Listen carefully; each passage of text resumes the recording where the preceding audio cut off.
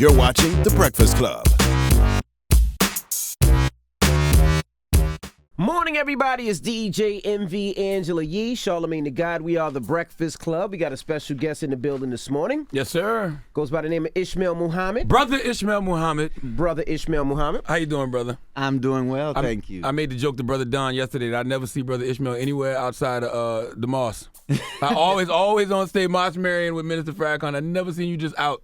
So it's a pleasure to have you in the studio. Well, the pleasure is mine, and I do need to get out more, but I'm very honored to be here with you, and of course to be in the company and the circle of gods. When the brothers come, he don't make light skin jokes, because usually he make light skin jokes. You know? So we stick together. Say something. He ain't rocking with you. You over there eating pork and you talking to him? This is actually grilled chicken and broccoli. Okay. See, us light-skinned brothers, we had a hard time growing up. Tell 'em. We experienced reverse racism.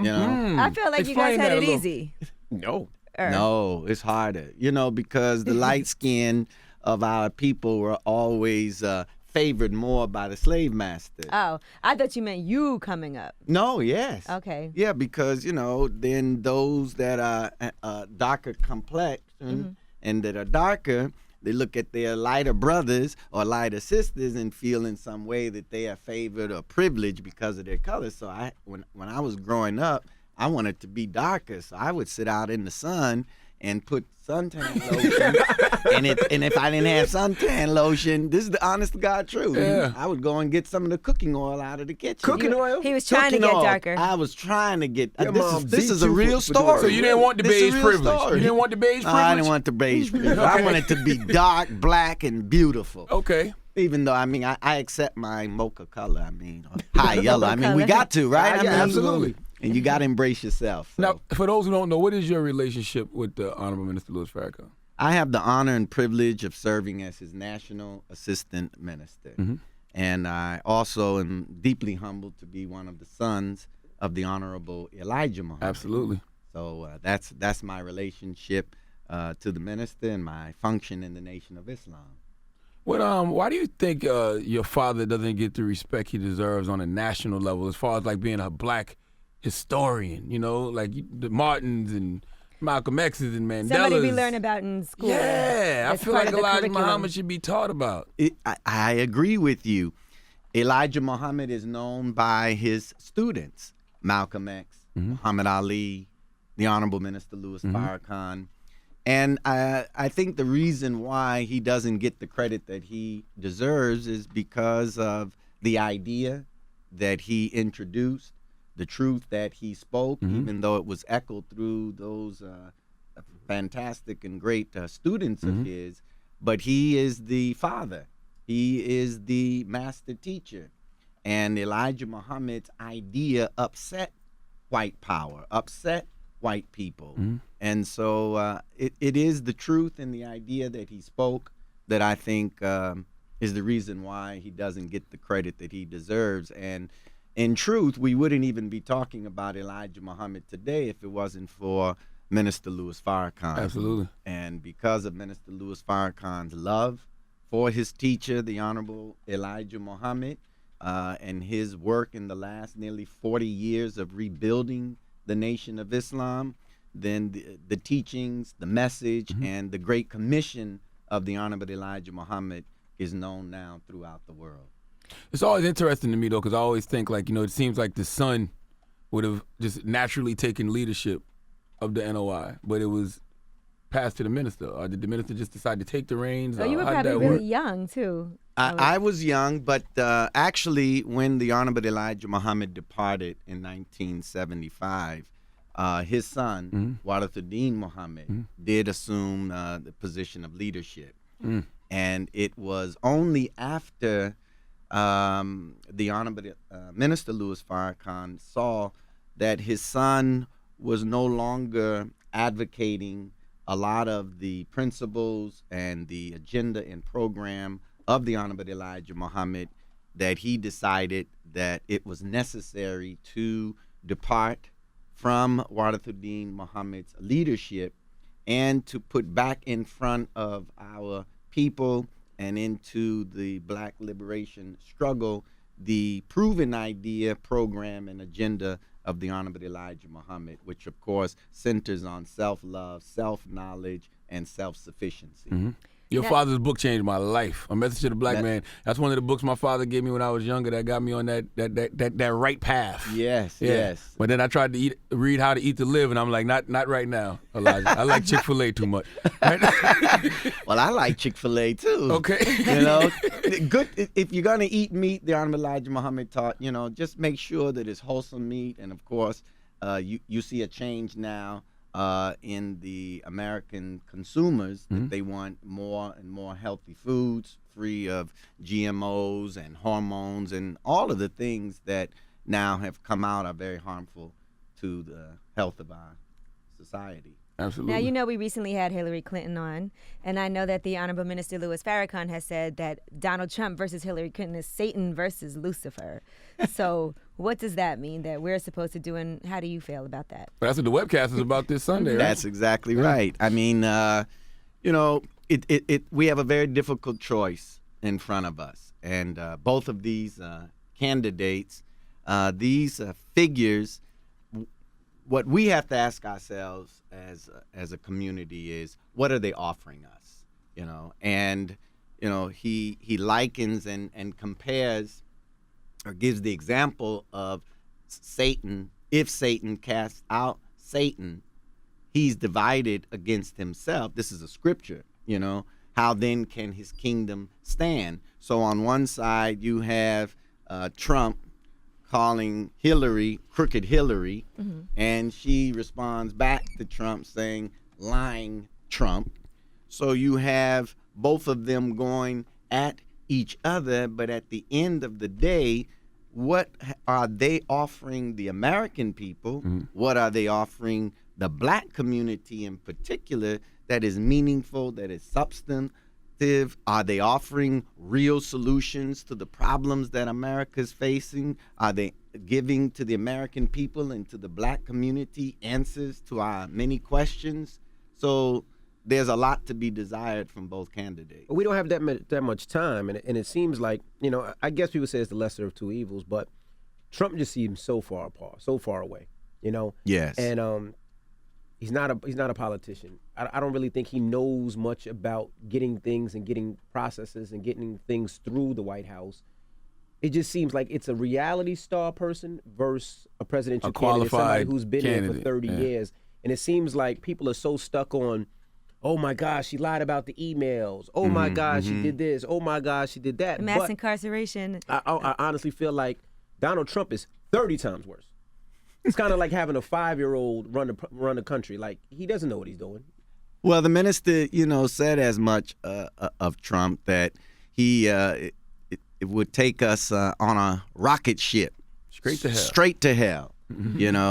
So he certainly is not bringing much to the discussion at all. Right. So we have these two candidates in front of us, and of course, as you said earlier, the minister likens it unto Satan and Lucifer, and if you're giving Satan and Lucifer to the people, you're not leaving the people much of a choice.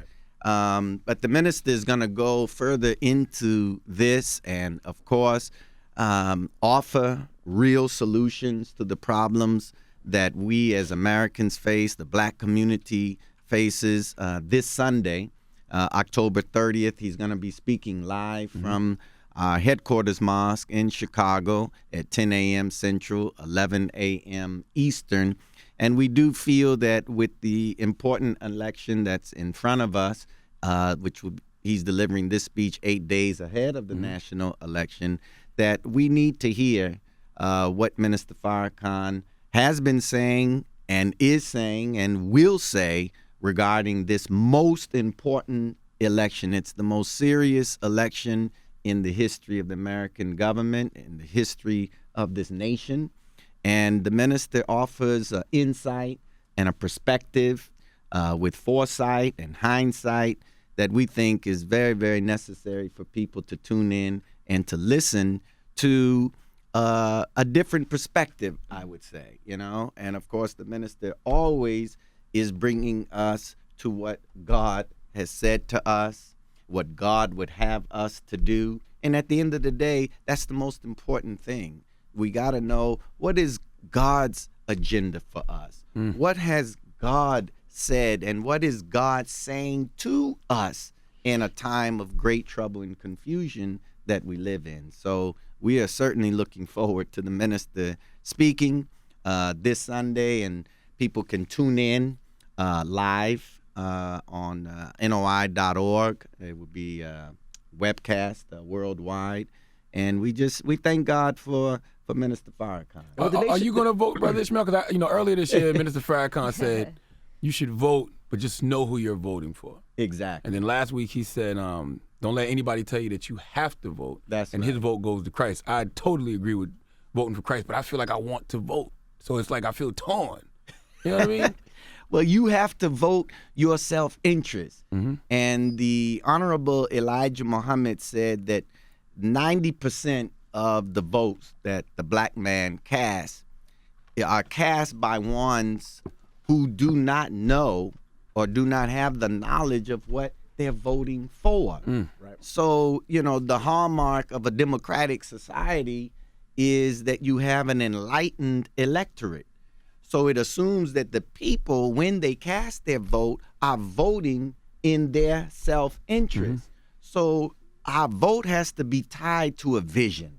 Our vote has to be tied to a program and an agenda that is progressive. Otherwise, as the minister said, casting your vote is symbolic and is a useless act. So we can't just vote just to vote. You have to vote based upon your self-interest, based upon your needs. And if the candidates, which we haven't heard much, particularly now coming to us as a community, because as Donald Trump said, which was an insult and offense to many of us, but he wasn't lying when he was appealing for the black vote when he was in Detroit. What you got to lose? And he says you're living in poverty, your schools are no good, you have 58% unemployment among your youth, you have no jobs. Then he ended it by saying, what the hell do you have to lose? But the point of it is we're already in hell with those kind of statistics. So, we have to, in my opinion, we have to look more for what they are saying that is in the best interests of black people, what is in the best interests of whites, the red man, the yellow man, the brown man, all of Americans, but in particular where we're concerned, because every other group puts on the table an agenda. And the question becomes, where is the black agenda that these candidates can speak into, so when I cast my vote, I can have some measure of hope, that this candidate is going to do something to benefit me and my people. That's what it comes down to. And so neither one has offered anything in terms of a urban revitalization plan or policy. Neither one of them are speaking about real job creation. And so we just have to, in my humble opinion, from what our minister has been telling us, we just have to take a serious evaluation, assessment, and appraisal of our way of life. As the Honorable Elijah Muhammad said, if we care anything about our people, about our family, our wives, our children, we're going to have to take a serious, agonizing reappraisal of our way of life. And, as close this point, we have to consider another way, because if we continue to go down the same road and do the same things expecting different results, Insanity. Thank you very much. Yes, sir. That's it, Charlemagne. I mean, so there's a road that's being offered to us, and it's a road that has not yet been taken. And that road, I must say, is offered to us from the Honorable Elijah Muhammad and Minister Farrakhan. And when you have a black leader that tells you convincingly, if you do this, I will promise you this. Now that's you have now in that sense you have nothing to lose because we're already losing. Mm-hmm. Elijah Muhammad laid out for us an agenda that would suffice our needs. Elijah Muhammad offered us a program that would give us a better future. Why not consider what the minister is saying and let's build a better future for ourselves that would ultimately make America in the future a better nation. Now, we talk about the Nation of Islam and how Yes, sir. strong and powerful the Nation of Islam is, and so many brothers. You know, the one thing I would have to say is I feel like there's a lack of young leadership. And the reason I say that is with so many different things that happen around the country, whether it's police brutality, getting choked out, getting shot, and marches and this and that, I just feel like there's not enough unity or leadership in those areas telling people what to do. It's kind of like you have a bunch of people upset, a bunch of people in one place, but nobody guiding them to say, we should do this, we should march this. So how is when the nation looks at things like that, how is that branched out? Like, I almost feel like when it comes to certain things, there's nobody leading the people in those areas. You know what I mean? Yes, I think I do understand what you're saying, and not to say that we'll fly the minister to every time there's a situation. The minister would be The minister exhausted. can't do it all. He can't do You know it what all. I'm saying? That's what I was saying. But Minister what can't else do it can all. we do? Because I mean, we have mosques in every city, in every state, in our community, everywhere. You know, it just seems like a lot of times I don't see us standing on the front line. it's true, but I think that we have made great steps, particularly in the last several months, to be more visible and to be on the front lines of the struggle. And particularly going into 10-10-15 last year, the call of the minister for 10,000 fearless. And we are encouraging more and more young people within the Nation of Islam to network and connect with the young people that are out in the movement, out on the streets. You're absolutely correct. The young have to be out in front. I mean, in truth, it's your time. It's the time of the millennials. Well, It's not the only that, time. people are scared. Now, I'm not gonna say bit, but authorities and people are scared when brothers walk up.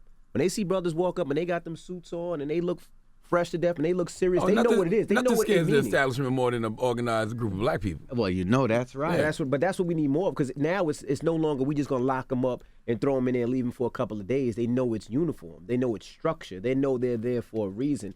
And I think we need more of that. I think so. And we will continue to step up our efforts, my dear brother, and we will continue to do what we do and pick up the pace in what we do to provide greater leadership and the level of organization and unity that, of course, as you just said, what they really fear is that these young people with all of this energy will one day find unity and become organized, and when they become organized, then they become an effective power for change.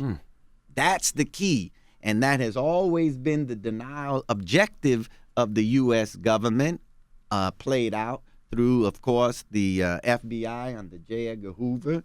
And that denial objective of the U.S. government is that black folks should never be allowed to unite. And that's why every time that we try to come together as a people across party lines, across the historical and barriers of religion and all of the things that have separated and divided us one against the other, but whenever we come to the table, we never seem to stay at the table long enough to make forward progress. Could they find a way to break up the movement, whether they kill the leader or, just cause disruption between the group? Absolutely, because we should never be allowed to unite.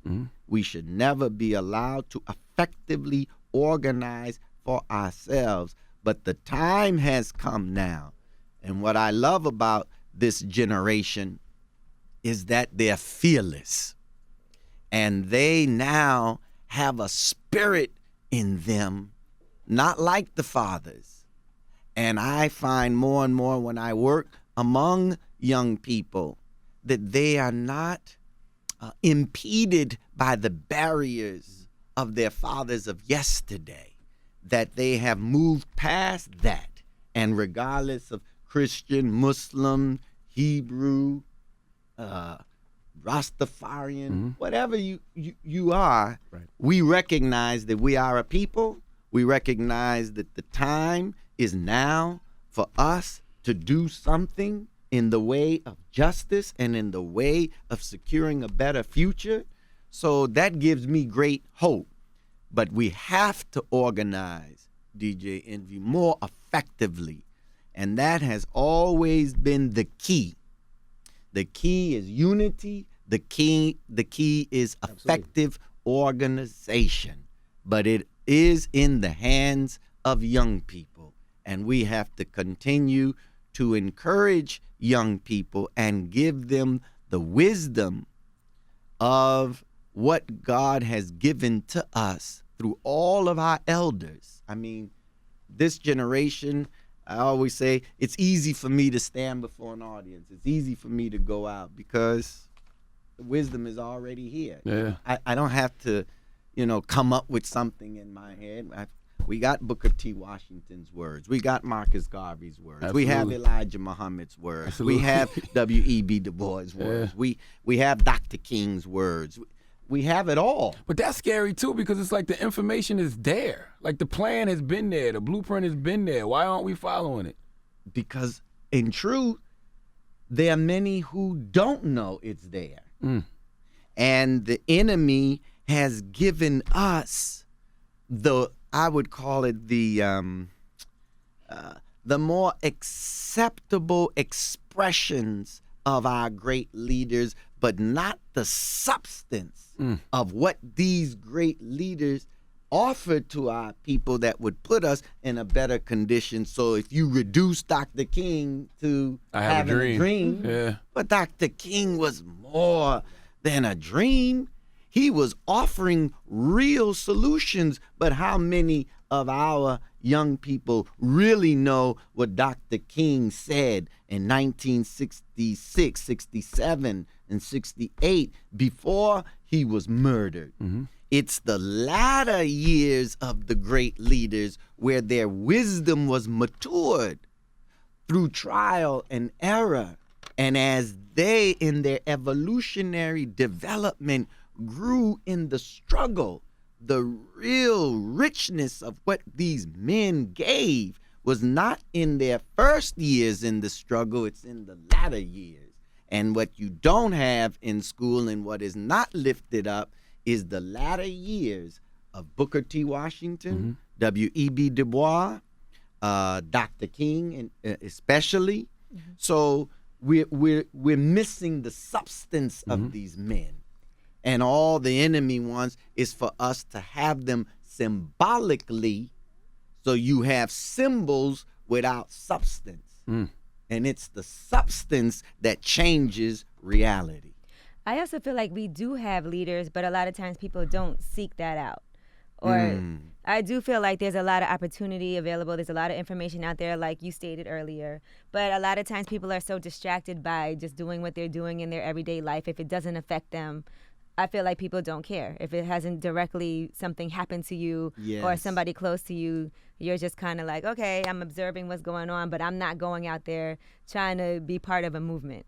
Yes, and that is something, my dear sister, that we are going to have to overcome, because the generation today is a frustrated generation, and they're frustrated because those that went before them did not provide for them or pass on to them something that they could build upon. So in truth, we have destroyed the principle of leadership through disappointment, but of course, all of this created by outside forces. So today the talk is, where is black leadership? There's a void in the black community, and you have now more and more individuals, but you and individual, I would say, pursuits and an individual saying, you know, I got to get mine, Right. you know, but at the end of the day, a people have to have a head. And when it's time for a people to be delivered, it's similar to you coming into the world from the womb of your mother. At some point, that body in the womb has to make a turn, and the head has to be in a position to lead the body. So I think it's a combination of many things, but a lot of it is out of frustration, anger, disappointment, where this generation is not looking for a leader. One, because the enemy has been so effective in destroying responsible black leadership, and the failure of our elders to really create something so that when we are born and when our children are born, we can have a vision for ourselves. We can attach ourselves to something that's substantive and meaningful, and I can be employed in institutions, you know, that my father's built up. Where is our world? So there's a lot of disappointment, frustration, and anger in, I would say, the millennials. Right. And they're not looking for a leader because they feel leadership has failed them. Right. And they're not wrong. And they also think a hashtag sometimes is enough. Like, okay, I'm going to just go and I hashtag, Yeah. you know, Black Lives Matter. I hashtag this. And so I did my part. Exactly. But they have to now be introduced to the greater struggle. And I love the slogan, Black Lives Matters, because now it helps us to really look at our value as a people, that black lives have always mattered, and we shouldn't allow the enemy to dilute or water down that and say all lives matter. Right. Yes, all lives matter. All lives are precious, but the truth of the matter is there would not be white life, yellow life, red life, brown life without black life and black lives. And black lives matter because it has built civilization. Black lives matter because it wouldn't be in America without black life and black lives. And there won't be a future for America without black lives. What role does entertainment play in all of this? Because I saw you discussing Birth of a Nation, and it said the movie and the message. Yes. So what role do Did you see the think? movie? What did you think? Oh, I thought it was great. Amazing. I was so touched and moved by that movie, and I think Nate Parker did an absolute brilliant job. I mean, to write it, to act it, and I know that he wanted to send a message to the young people, similar to what Nat Turner did. Inspire in young people to take a stand. Liberation is possible. Disappointed in the numbers, though. I was very disappointed. Very I wish disappointed. you really supported it. But you know, my dear brother, the thing that I was sharing in that message a few weeks ago of the movie and the message is something that the minister has cautioned us about. And that is that we have to understand that Hollywood just does not just make movies, or the film industry does not make movies or fund movies and distribute movies without some aim and purpose. And what Birth of a Nation was the real Django. Yes, sir. That was the real Django. Django was a lot of entertainment, but in both movies, if you look at it from the viewpoint of the plan of the enemy, It is that he sees great anger and dissatisfaction in the ex-slaves. But he's also looking to manifest that anger in such a way that would cause him to do something to those who would have the spirit that's out here on the streets, the Black Lives Movement, the protests, see, that would cause many of our people to be harmed or even killed. So even as strong of a message that movie sent, and I agree with you, I'm disappointed in the numbers because that's the kind of movie that young people in particular need to see so that they can learn the history. But what the movie, the message in that movie at the end is that no matter how right, no matter how just your cause is, the enemy wins. And at the end, yes, you may have the spirit to rise up. You may have the spirit to revolt. But in the end, the enemy says, I will put down all revolts, insurrections. I, at the end, am the winner. So it was a powerful movie, brilliantly acted by our brother. And of course, the enemy used the movie as well. And that's I had wondered why our brother had put that title, Birth of a Nation, because the first movie About Birth of a Nation, which was the #1 movie until that movie Gone with the Wind. But it was a movie that was used to recruit. And to empower white people. Yeah. Empower white people. The same way this was supposed to empower black people. But that's the point. See, they have that going out there to tap into the mind and the sentiment that is in this country, and that's what Trump is bringing out. See, look at where all his support is coming from. It's coming from the South. And when he talks about let's make America great again, like the minister said, what he really saying is let's make America white again. And that's why he has these large crowds, because Americans feel that they have lost their beloved America to the brown and to the black. And if we don't do something about it, just like it was in the original silent movie, Birth of a Nation, see? They depicted and showed us in positions of leadership, positions of political power. And the fear is they will do to us what we did to them. So we have to stop it. So all of this really is designed to produce, as the minister has said and warned, create a race war.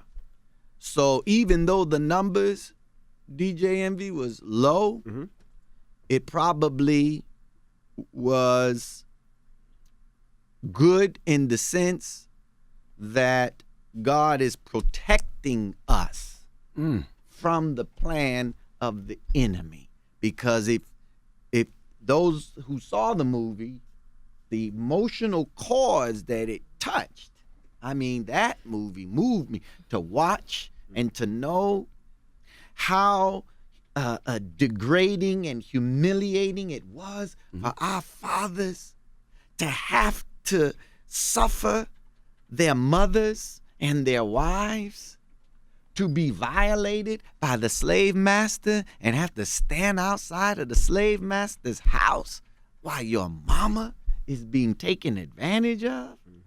How humiliating is that? See? And you could see, I mean, Nat Turner's anger, see? It built when he saw the suffering of his people on other plantations, but it really hit home when what was done to his wife, to his mother, see? And that those chords, I mean, they touch you. And then, of course, the scene at the end, was, I mean, it was really one heck of a movie. Now you talk about the messaging in movies. It makes me think about, so what was Hollywood trying to get across when they did the Malcolm X film? Well, they do not lift up in any movie any leader that has a message for our people without turning the passion of the people against the object of their disapproval. The whole idea in that was for audiences to embrace the Malcolm after he left Elijah Muhammad and to have a negative view Of the nation. of the Nation of Gotcha. Islam, Right. Elijah Muhammad, and the man who's representing Elijah Muhammad today, Louis Farrakhan. So the movie wasn't historically accurate. No, I wouldn't say that. Okay. There were some things in there that were not accurate, but again, a great movie, brilliantly acted by Denzel Washington. There's a lot of truth, and the Honorable Elijah Muhammad said, they put truth in the movies, but we got to understand that they always will mix truth up with falsehood and hide the truth while they know. But they always have an aim to discredit one that is among the people that really offers the real solution, but he never wants to be exposed. He always throws the rock and hides his hand. And that's the beauty and the value of a Louis Farrakhan. And that's why they fear him. You know why? Because he knows the nature and way and pattern of the enemy. And when you have the knowledge of your enemy and you are at war, the first thing you have to do is have intelligence on your opposition, on your adversary. That's the wisdom of a Louis Farrakhan among us, is that he always is informing us, educating us on the aim of the enemy. And that is the fear that the enemy has of Louis Farrakhan, the Nation of Islam, the teachings of the Honorable Elijah Muhammad. It exposes the hypocrisy, the aim and plan of the enemy for the destruction of God's people. Now tell us about this Sunday and what's going on Sunday and why is it so important? It's so important because we are living in a very critical time. It's a time of trouble, a time of anguish and confusion, that the Bible says that there would be a time of trouble such as there never was and never again to be equaled. We have a very important presidential election in front of us, and we believe that our people and America need to hear a better perspective on things, and we really need solutions to our problems, answers to our questions, and we really need a vision for America, and we need a vision for Black people. And to answer what you said earlier, steps that need to be taken so that we can improve the level and quality of education that's being given to our children, how we can effectively stem the tide of violence that's on our streets. What do we need to do? Minister Louis Farrakhan offers solutions to our problems. He offers to us a vision and a program that would allow us to improve our condition. And we think ahead of this national election, which will be 8 days from this Sunday that the minister speaks, everybody should tune in, NOI.org. You can follow us on Twitter, hashtag Farrakhan, hashtag Independence Matters, but it's very important for people to hear what Minister Farrakhan has to say and what he is offering us, that we can escape the danger that is in our path and what is on the horizon that the minister is warning us that is fast approaching, and that is war, war, war. We got to know what time we are living in, and we have to know what we must do to save ourselves. And black people, again in particular, we have got to come together to solve our problems. No benevolent white man or white woman in the White House can solve our problems. We've had white ones, and we have been blessed to have a black one in the White House. Power responds only to power. And that's what our brother said, Frederick Douglass. Power concedes nothing except by a demand, but a demand that's backed by power. So until we correct our condition, until we accept the responsibility to do something for ourselves, white people will help us when they see we're helping ourselves. Very difficult to tell them to stop killing us when we're killing each other. We have to do things now as a people. We've got to make our neighborhoods a decent and safe place to live. That's not on government to do. That's on us to do.